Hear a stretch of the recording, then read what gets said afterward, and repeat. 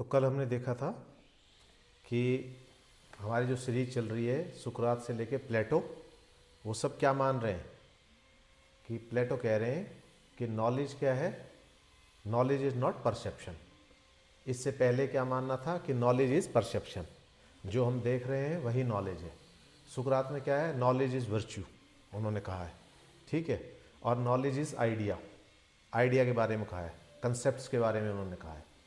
अब यहाँ जब ये बात चल रही थी तो ये कह रहे थे कि यदि हम मान लें कि नॉलेज जो है वो परसेप्शन से आती है, देखने से नॉलेज आती है, तो इन्होंने 2-3 सवाल खड़े कर दिए। तो ये बोले कि ये कैसी है, जो नॉलेज हमारे पास आ रही है वो हर एक इंडिविजुअल लेवल पर अलग अलग है। एक व्यक्ति उसी चीज़ को देखकर कुछ और समझ रहा है, दूसरा व्यक्ति उसी चीज़ को देखकर कुछ और समझ रहा है। तो इसका मतलब क्या है कि नॉलेज कांस्टेंट नहीं है, तो अलग अलग हो गई। कल हमने एग्जाम्पल लिया था ना कि एक मुर्गी को देखकर एक व्यक्ति क्या समझ रहा है, ये मुर्गी क्या है, खाने की चीज़ है, वो डिनर के लिए सोच रहा है। मुर्गी को देखते के साथ उसके मुंह में पानी आ गया कि आज शाम को इसको बनाऊंगा, लेग पीस खाएंगे। दूसरा व्यक्ति है वो उस मुर्गी को देख के क्या कर रहा है कि इसको मैं घर ले जाऊंगा, ये अंडे देगी, रोज ब्रेकफास्ट में काम आएंगे। तीसरा व्यक्ति सोच रहा है ये मुर्गी है, इसको लड़ाने के काम में आएगा। चौथा कह रहा है कि ठीक है बच्चे खेल लेंगे इसके साथ, छोटा बच्चा है वो मुर्गी के साथ खेल लेगा। तो पांचवा कह रहा है ये मुर्गी है, मेरे किसी काम की नहीं है। तो एक ही चीज, मुर्गी तो एक ही है ना, तो वो एक मुर्गी के लिए प्रत्येक व्यक्ति का दृष्टिकोण अलग अलग है। सभी किसको देख रहे हैं, सारे व्यक्ति देख तो उसी मुर्गी को रहे हैं, लेकिन उस मुर्गी को देखकर सबके दिमाग में ख्याल और उपयोगिता अलग अलग आ रही है। तो सबके लिए मुर्गी अलग है, किसी के लिए शाम का डिनर है, किसी के लिए कुछ और है। तो यहां ये क्या कह रहे हैं कि इसका मतलब तो क्या है, इसका मतलब तो फिर नॉलेज एक जैसी नॉलेज बन ही नहीं सकती। तो वो इनको कह रहे हैं कि जो तुम ये कह रहे हो कि नॉलेज इज परसेप्शन, तो तुम्हारी बात भी गलत हो गई, क्योंकि perception it is according to you. तुम कह रहे हो ना परसेप्शन, नॉलेज परसेप्शन, तुम्हारे हिसाब से, दूसरे व्यक्ति के हिसाब से क्या होगा वो डिसाइड करेगा। तो इसका मतलब तो नॉलेज इज नॉट परसेप्शन, उन्हीं की बात पर कह दिया। तो किस पे डिपेंड करेगा, इंडिविजुअल पे डिपेंड करेगा यहाँ, ठीक है। तो ये होमो मेंचूरा करके बोल दिया। अब दूसरी बात इन्होंने कह दी कि मान लो एक व्यक्ति है, वो एक आंख बंद करके देख रहा है, तो रिसीव परसीव तो हम दोनों आंखों से कर रहे हैं। तो इसका मतलब क्या है, मान लो मैंने एक आंख बंद कर कर किसी चीज वस्तु को देखा, किसी कार को देखा, सपोज मेरी एक आंख बंद है और एक आंख खुली हुई है, तो इसका मतलब मैंने देखा भी और नहीं भी देखा, क्योंकि एक आंख से तो मैंने नहीं देखा, तो इसका मतलब कार मुझे नजर नहीं आई। और एक आंख से देखा तो एक आंख से कार दिखी। तो हम किसको कहेंगे कि देखी मैंने कार या नहीं देखी, इसमें से कौन सी चीज को सच माने, क्योंकि एक आंख से मैंने नहीं देखी और एक आंख से मैंने देखी है। तो यहां इस चीज को ये रिजेक्ट कर रहे हैं, ये क्लियरली रिजेक्ट कर रहे हैं कि यहां ऐसा कुछ नहीं है। तो फिर एक बात और आ गई, फिर ये बोले कि जो स्मृति से नॉलेज आ रही है वो, उसको आप क्या कहोगे कि नॉलेज केवल परसीव थोड़ी है। मान लो किसी ने कोई कहानी सुनाई, आप ताजमहल आपने नहीं देखा, किसी ने आपको बताया कि ताजमहल ऐसा भव्य है, ये है, तो आपके दिमाग में एक आकृति बनी ना, उसकी जानकारी आई। तो अब आपने वो चीज़ तो नहीं देखी, पर वो कहाँ से आ गई, उस स्मृति के बारे में क्या कहोगे। और यदि स्मृति एग्जिस्ट करती है तो फिर वो चीज़ नहीं है तो भी आपके पास उसकी जानकारी है। जैसे मान लो एक मोबाइल आपने देखा पहले कभी, लेकिन अब मोबाइल की बात हो रही है तो आपके दिमाग में वो मोबाइल आ रहा है ना, तो बिना देखे कैसे आ रहा है, फिर बिना देखे उस चीज़ को आप परसीव कैसे कर रहे हो, तो नॉलेज कैसे मिल रही है उसकी। तो यहाँ बहुत सारे डाउट्स क्लियर इन्होंने खड़े कर दिए और इस चीज़ को रिजेक्ट कर दिया कि knowledge is what we perceive, इस चीज़ को रिजेक्ट कर दिया इन्होंने। ठीक है, क्लियर यहाँ तक। अब आगे एक बात और आ गई, अब आगे इन्होंने कहा है कि चलो ठीक है, अपने पुराने कंसेप्ट पे आते हैं। ये कह रहे हैं कि दुनिया के अंदर दो ही चीज़ है, एक है असेंशियल और दूसरा है एक्सीडेंटल। तो हमने जब बात की थी काऊ की थी, काऊ की थी, डॉग की थी, इन सब चीज़ों की, काउज, डॉग्स, इन सारी चीज़ों की हमने जब बात की थी, तो इसके अंदर हमने क्या था कि काऊ के अंदर क्या है, काउनेस। अब ये कह रहे हैं, इसके अंदर दो कह रहे हैं कि या डॉग, डॉग के अंदर क्या है, डॉगनेस, अब जो ये डॉग है, डॉग कैसा हो सकता है? छोटा भी हो सकता है, बड़ा भी हो सकता है, काले रंग का हो सकता है, भूरे रंग का हो सकता है, सफ़ेद रंग का हो सकता है। अलग अलग नस्ल के कुत्ते हैं, कोई बहुत बड़े हैं, कोई बहुत छोटे हैं, कोई बड़े बालों वाले हैं, कोई छोटी पूंछ के, कोई बड़ी पूंछ के, किन्हीं के कान बड़े हैं, किन्हीं के छोटे हैं। अलग अलग तरह के कुत्ते हैं ना। लेकिन वो सारे जितने भी डॉग्स हैं, हम उन डॉग्स के अंदर क्या देख रहे हैं? डॉगनेस देख रहे हैं। अब ये कह रहे हैं कि इसके अंदर दो चीजें। एक्सीडेंटल तो क्या है? एक्सीडेंटल तो उनकी शेप है एंड कलर है। ये तो एक्सीडेंटल हो गई, शेप और कलर, ठीक है। और जो यूनिवर्सल है उसके अंदर, वो असेंशियल क्या है? Essential is dogness. कि आप उन सबको देख के आप कह दोगे ये कुत्ता है। आप ऐसा कहते हो कि भूरे रंग का ही केवल कुत्ता होगा या काले रंग का ही केवल कुत्ता होगा? कुत्ता भूरे रंग का भी हो सकता है, काले रंग का भी हो सकता है, छोटा भी हो सकता है, बड़ा भी हो सकता है, खतरनाक भी हो सकता है, बड़े बालों वाला भी हो सकता है। कितने तरह के कुत्ते आपने देखे हैं, वो सारे। तो उनको किस में डाल दिया इन्होंने? इन्होंने कह दिया वो एक्सीडेंटल के अंदर। ये जो शेप है, कलर है, उनकी बॉडी है, उनके एट्रीब्यूट्स हैं, एक बहुत खतरनाक है, एक खतरनाक नहीं है, वो सब एक स्ट्रीट डॉग है, ये सब क्या डाल दिया उन्होंने? इन सबको एक्सीडेंटल बता दिया ये। बट एक चीज वो है, असेंशियल क्या है? Essential is dogness. ये हमने पहले ही पढ़ा था। ऐसे काऊ के अंदर हो जाएगा, ऐसे सारी चीजों के अंदर हो जाएगा। लेकिन अब इसको हम आगे लेके चलेंगे। तो अब सीरीज चल रही है ना, क्योंकि सोक्रेटिस से कौन आए आगे? प्लेटो। प्लेटो है, मैंने गलत प्रोनाउंस कर दिया था, प्लूटो, प्लेटो।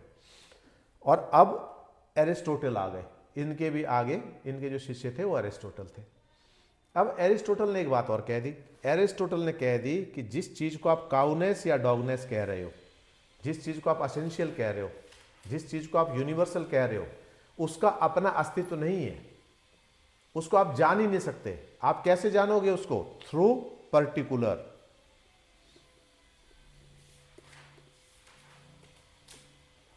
पर्टिकुलर के थ्रू ही जान पाओगे आप उसको।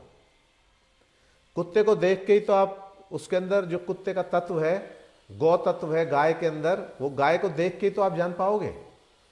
तो ये एक और उदाहरण दे रहे हैं। ये कह रहे हैं जैसे मान लो एक वर्ड है ब्यूटी। तो यदि मैं आपसे कहूं ब्यूटी क्या है, तो आप समझा ही नहीं सकते ब्यूटी क्या है। तो सुंदरता का अपना कोई अस्तित्व है ही नहीं। सुंदरता कहीं एग्जिस्ट करती ही नहीं है। लेकिन सुंदरता को एग्जिस्ट करने के लिए क्या है? तो सुंदरता एक गुण है, हम ऐसा मान सकते हैं। It is a quality. और वो क्वालिटी कब एक्सप्रेस होगी? जब किसी चीज के अंदर वो दिखाई देगी। समझ गए? बिना चीज के, जैसे मैं कहूं सुंदर, तो आप कहोगे सर सुंदर क्या, ये तो बताओ। तो फिर मैं बताऊंगा कि सुंदर मोबाइल, सुंदर पेन, सुंदर लड़की, सुंदर लड़का, सुंदर बच्चा, कुछ भी। अब वो सुंदरता जो है वो एक गुण है, उसको मैंने आरोपित कर दिया उस ऑब्जेक्ट के ऊपर। जब उस ऑब्जेक्ट के साथ एसोसिएट होगा तो उसका पता लगेगा कि सुंदरता क्या है। ठीक है। तो यहां इन्होंने क्या कह दिया अरिस्टोटल ने? कि जिस चीज को आप ये बता रहे हो, यूनिवर्सल बता रहे हो कि यूनिवर्सल आइडिया है, वो यूनिवर्सल आइडिया नहीं है।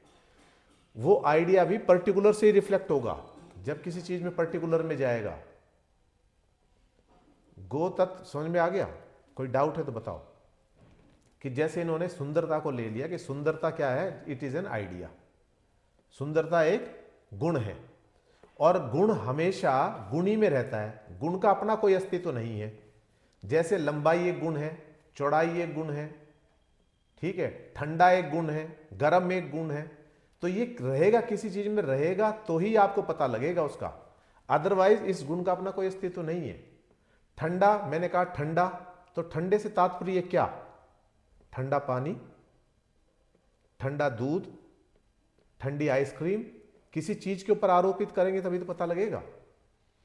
तो ये कह रहे, इन्होंने क्या है, एक सिद्धांत दे दिया यहां एरिस्टोटल ने कि गुण जो है वो किस में रहेगा? गुणी के अंदर। अकेले गुण का कोई महत्व नहीं है। लंबा कह दिया तो लंबा क्या? लंबा बांस, लंबा पेड़, तो लंबाई किसी चीज के ऊपर आरोपित करोगे तभी तो पता लगेगा। तो यहां अरिस्टोटल ने उसको क्रिटिसाइज कर दिया, किसको? प्लेटो के आइडिया पर।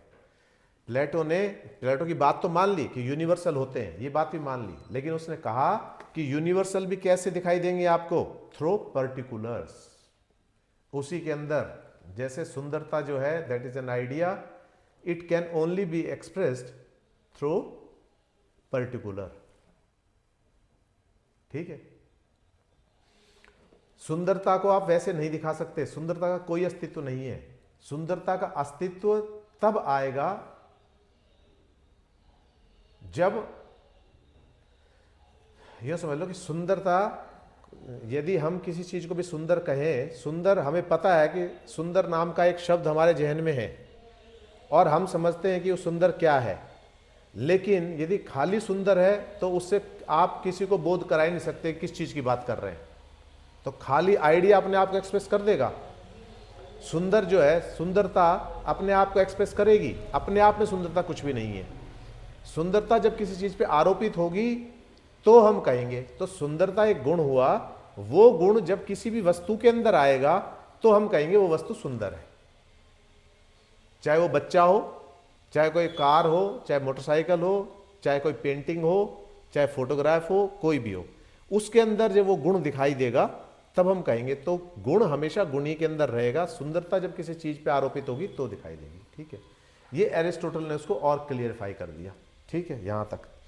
अब इन्होंने दो तीन बातें और कह दी। यहां पर इन्होंने कह दिया कि यूनिवर्सल मस्ट बी इंस्टेंशिएटेड। का मतलब क्या हो गया? वो that should be expressed, manifest, वो दिखनी चाहिए यूनिवर्सल। तो यूनिवर्सल क्या बोल दिया कि यूनिवर्सल जो भी चीज है ऐसे समझ में नहीं आएगी। यूनिवर्सल क्या होनी चाहिए? वो एक्सप्रेस होनी चाहिए। जैसे मैंने सुंदरता का उदाहरण लिया अभी, कि सुंदरता अपने आप में कुछ भी नहीं है, आइडिया है, लेकिन सुंदरता जब तक एक्सप्रेस नहीं होगी किसी माध्यम से, किसी चीज में दिखाई नहीं देगी, तब तक उसका कोई अस्तित्व नहीं है। तो उसमें से एक चीज ये दिखाई देगी जब वो एक्सप्रेस होगी, जब। ठीक है, दूसरा इन्होंने फिर एक शब्द और बोल दिया। जैसे कैसे पता लगेगा सुंदर है? एक चीज है उसके अंदर वो आरोपित नहीं है और दूसरी चीज उसके अंदर आरोपित है, उसका जो भेद है वो हमें बताएगा। वो भेद जो मैनिफेस्ट हो रहा है उससे सुंदर हो गई ना। जैसे आपने देखी, एक मोबाइल देखा आपने ये, और ये दूसरा मोबाइल है, ये दोनों मोबाइल है, ये मोबाइल 1 है और ये मोबाइल 2 है।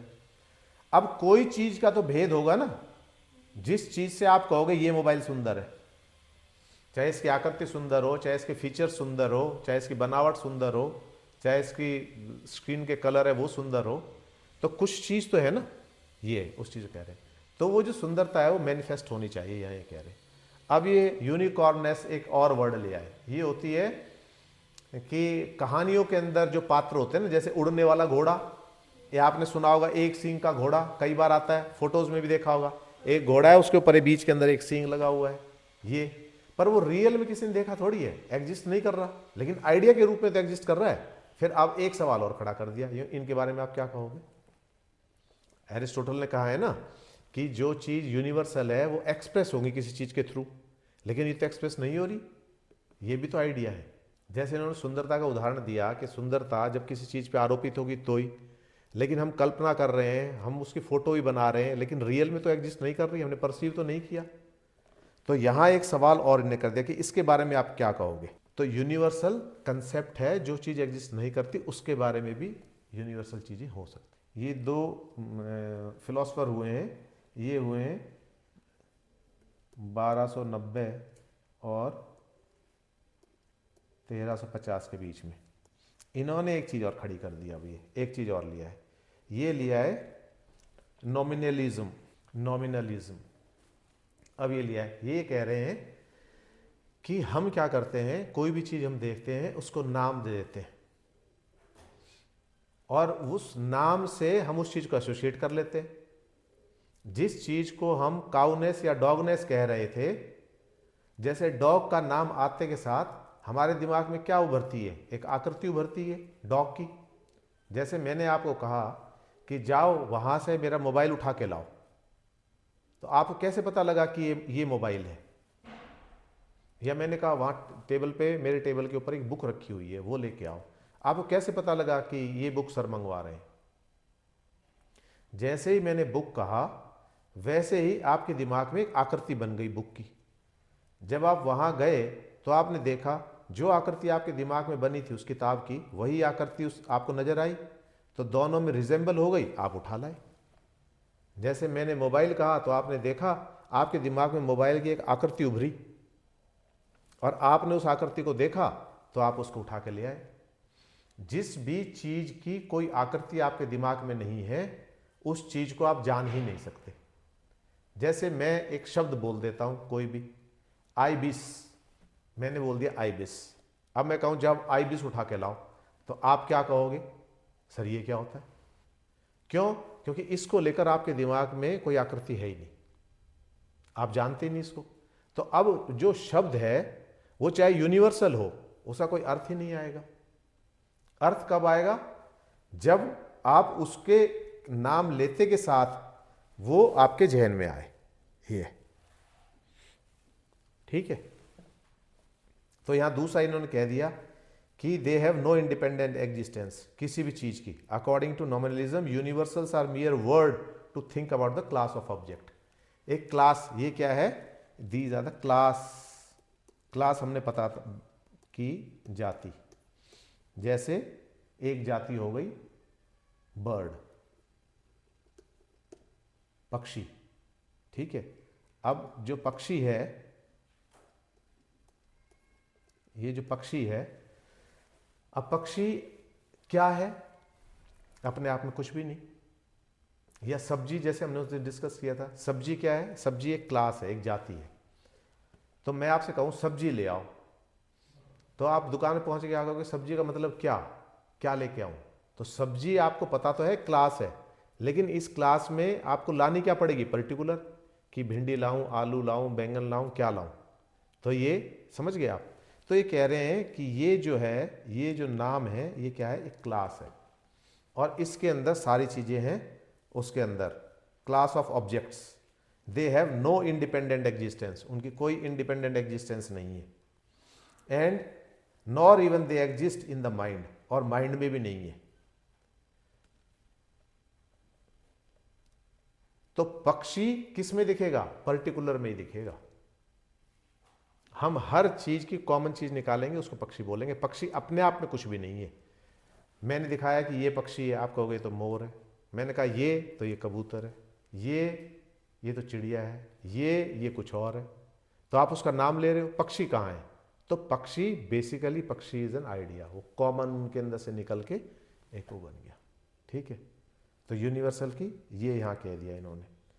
तो डॉगनेस इज नो क्वालिटी, जैसे इन्होंने जो कहा था कि डॉगनेस, तो वो कोई क्वालिटी नहीं है। तो how do we think about dog as soon as the word dog is uttered?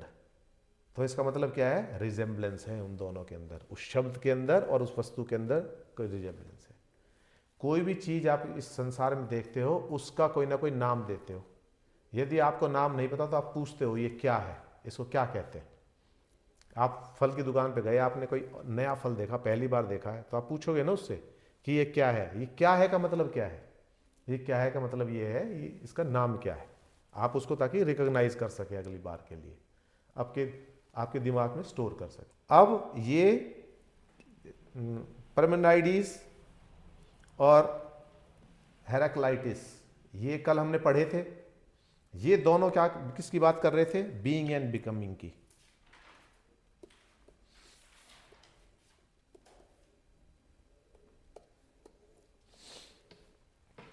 ये संसार का सत्य है कि कोई भी चीज अपने उत्कृष्ट रूप को पाने के लिए इस धरा पर आती है, ठीक है।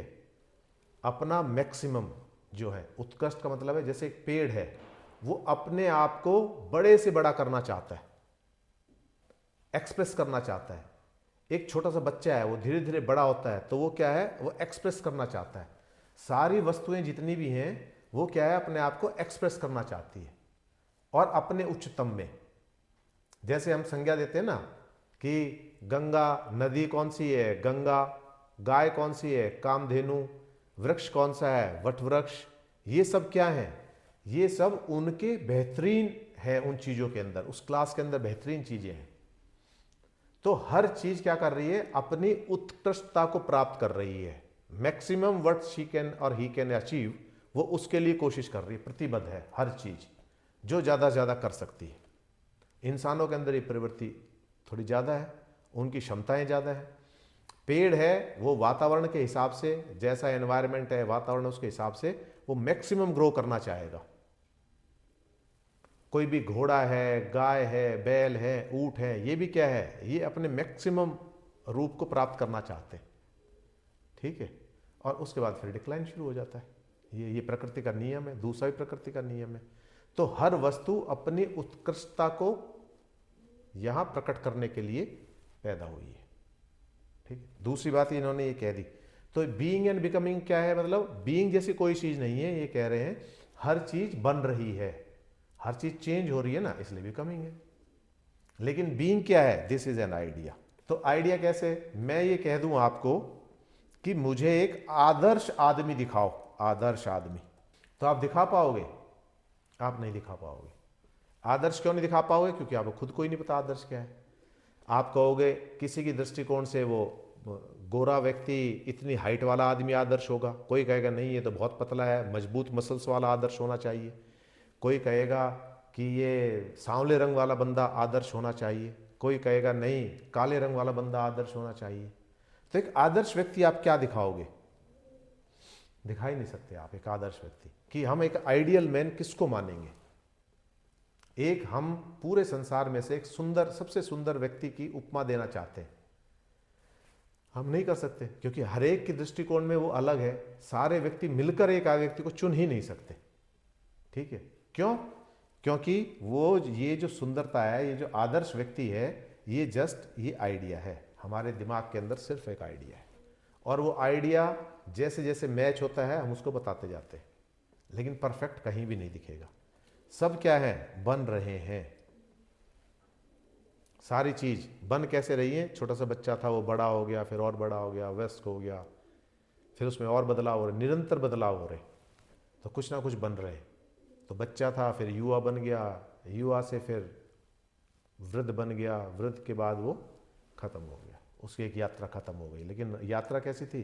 निरंतर चेंजिंग थी, कॉन्स्टेंटली इट वॉज चेंजिंग। तो ये है, ये कह रहे हैं idea can be thought but not sensed. तो व्यक्ति तो दिख रहा है, लेकिन आदर्श व्यक्ति का जो आइडिया है वो आदर्श व्यक्ति हमें नजर नहीं आएगा।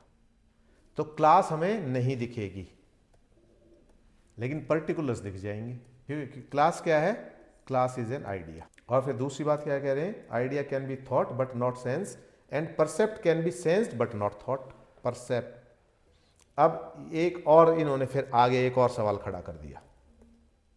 इन्होंने कह दिया चलो आपकी बात मान ली है, यहां तक मान ली, लेकिन फिर इन चीजों का आप क्या करोगे? इक्वेलिटी का, इसको आप कैसे साबित करोगे?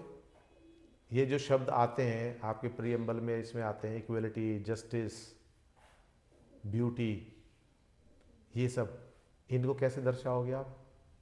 तो कहोगे इक्वेलिटी तो कहीं एग्जिस्ट ही नहीं करती। उन्होंने कहा ना कि नॉलेज इज परसीव्ड, जो दिखता है वही नॉलेज है। तो यहां सवाल कर दिया ना कि इक्वेलिटी कहां दिखती है? किसी चीज के अंदर इक्वेलिटी थोड़ी बसती है। ब्यूटी के लिए तो हमने कह दिया किसी चीज के अंदर दिख रही है वो ब्यूटी है, किसी गुण है वो किस चीज के ऊपर आरोपित हो गए। लेकिन यहां क्या हो गया?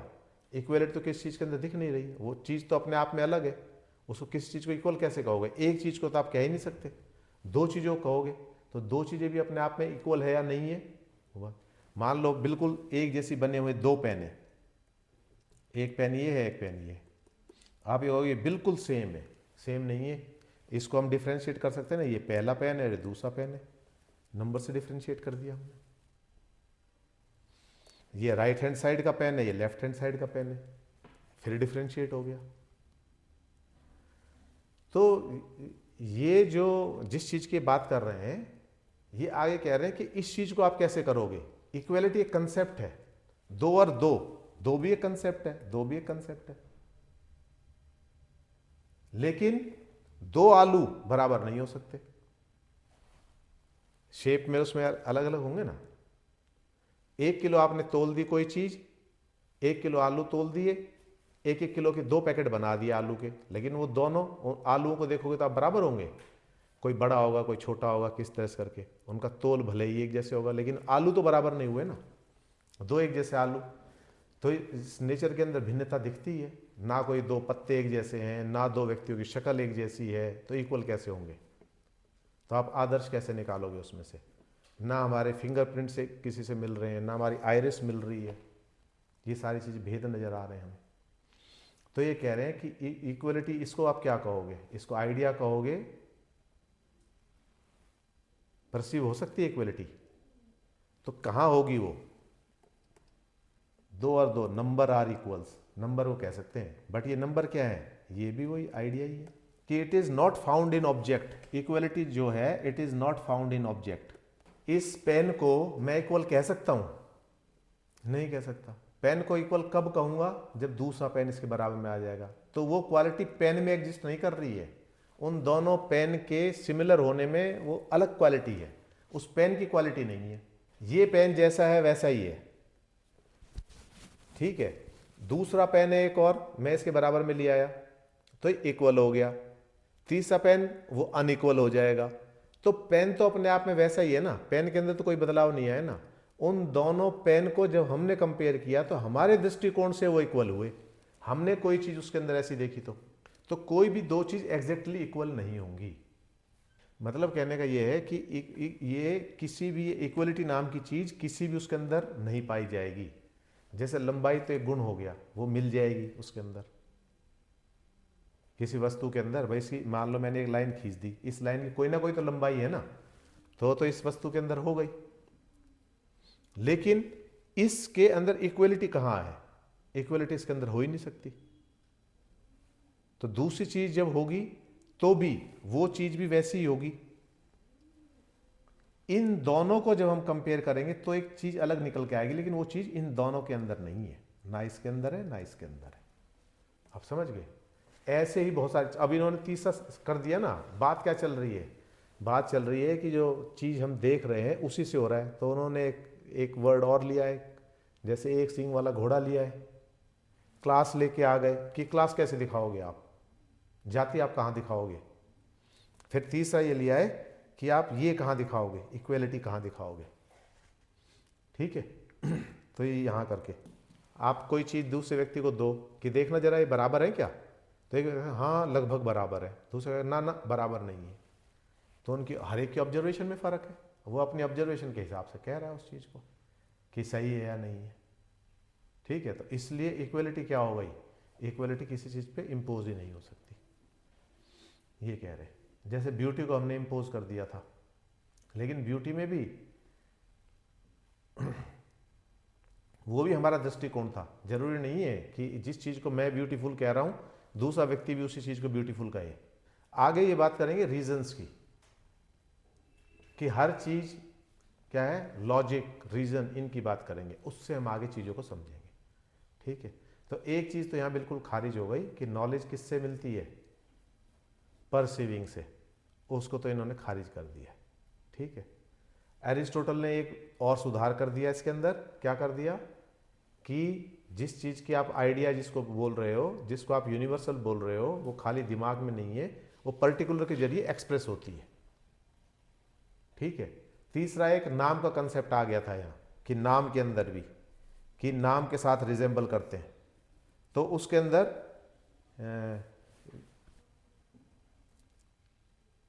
विटगेंस्टाइन एक और हुए हैं फिलोसफर, काफ़ी बाद में हुए हैं, उन्होंने एक फैमिली रिजेंबलेंस का दे दिया, टाइप का फैमिली रिजेंबलेंस का। कौन सी चीज़ को आप किस क्लास में डालोगे? हर चीज़ को आप डालोगे ना किसी क्लास के अंदर, तो उन्होंने वहाँ वो दे दिया। तो we are concern with the realistic theory of universal propounding by Plato. और प्लेटो ने क्या कहा है? आइडियाज और फॉर्म्स, इनको। ठीक है।